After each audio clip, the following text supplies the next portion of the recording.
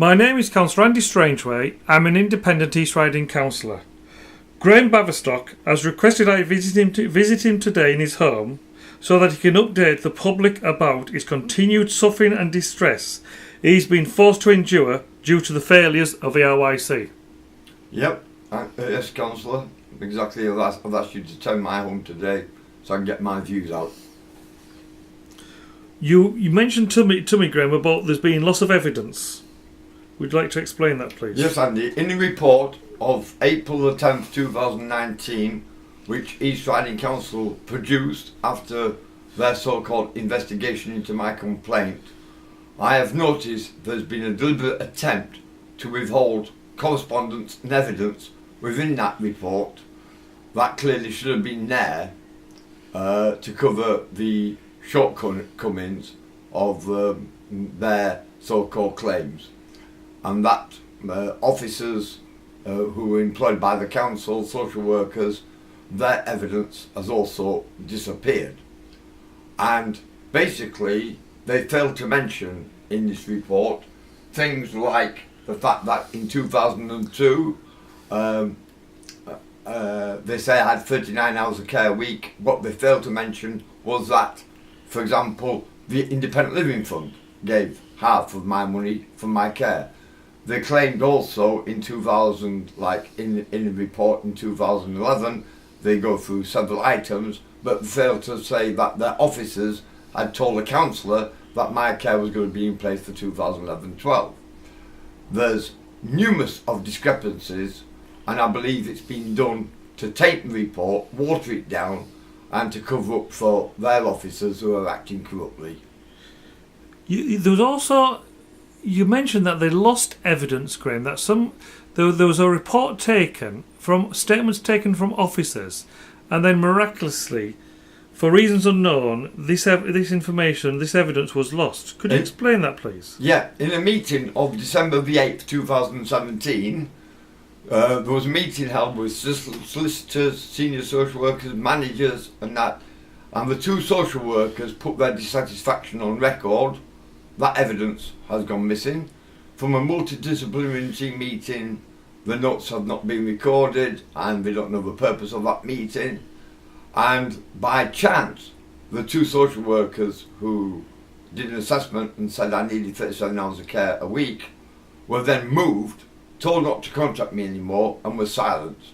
And their evidence has disappeared from the AIS system and other systems. So would you believe that these officers being moved off your case and this evidence going missing, do you believe this is incompetence, corruption, or both? I believe it's corruption.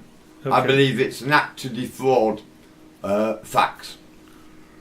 And basically, I'm not happy about the report because the report was supposed to be an investigation into my complaint for 2017 to 19, but they've made it up and given background information that shouldn't have been appertaining to that complaint. With regard to a complaint on March the 20th you made to the East Riding Council, how is this progressing? So far it's been total silence. I've spoken to the council solicitors and others, and basically the instructions have gone, it seems to have gone to the complaints officer not to accept my complaints. The chief executive, Caroline Lacey, refuses to communicate with me. She fails to investigate my complaints on my evidence, and she claims everybody matters. Well, it seems to me that what's happening within social services now and the council is that I'm being silenced because of my evidence that I've got that shows clearly that officers are acting in a course of perverse activity. There has been, East Riding Council have made accusations against councillors of abusing your good self. What would you like to say about this? Well, on record, and I've stated to the police and everybody else so far, that Councillor Strangeway received a letter from social services accusing him of exploiting me and taking advantage of me. I want to set the record straight for the public domain. Councillor Strangeway has never exploited me, never abused me, and those comments by East Riding Council officers was designed to silence him silence me and cover up the continued failing of East Riding Council. That's exactly where this comes from. The only people, as I've repeated many times before, is the only people to abuse me is social services and senior officers who's covering up the facts, withholding evidence, stitching me up, setting me up, and committing what I see as complicity in public office. This situation, I am astounded by this. I cannot find any other words. As you can see, I'm lost for words on this. That they're refusing you, in breach of the Care Act, they are refusing to allow you to have your chosen advocate. They constantly breach legislation with regards to your care. How do you believe this situation needs to be moved forward? Well, I think actually at the moment, Councillor, that me and social services are at total breakdown point.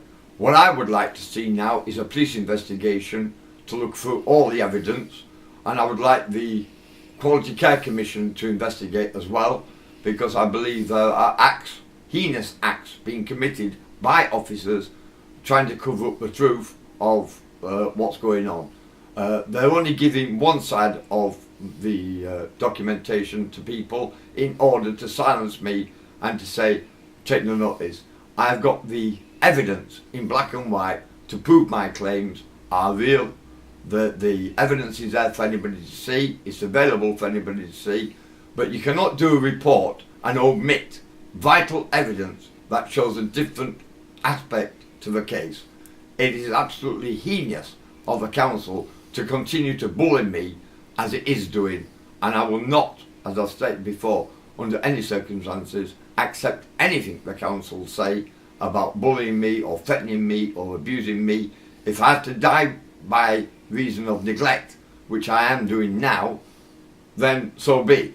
Only last Tuesday the fire brigade had to break into the house, the police had to break in, the ambulance people wanted me in hospital because I had another chest pain and I couldn't breathe.